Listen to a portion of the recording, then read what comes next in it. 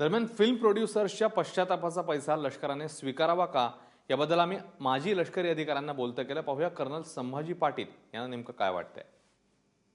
मला असं प्रांजळपणे म्हणावंच वाटतंय की 29 सप्टेंबरला जे आपले 18 जवान शहीद झाले, 6 बिहार आणि 10 डोगराचे, हा त्यांचा आणि सर्व सैनिकांचा आणि माजी सैनिकांचा हा घोर अपमान आहे.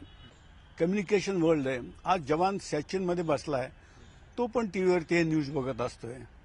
त्याला काय वाटलं असेल हे बोलत असताना तुम्ही त्याचा विचार केला का? की तो म्हणत असेल की आम्ही आमच्या जीवावरती उदार झालोय आणि आमचं नाव घेऊन कोणी कोणाला वेठी धरत असेल तर हे आम्हाला अजिबात मान्य नाहीये. आमच्या मराठा स्फूर्तीमध्ये एक लाईन आहे आणि ती लाईन अशी आहे, भारता आम्ही तुलाच देव मानतो. हे सर्वस्व आहे.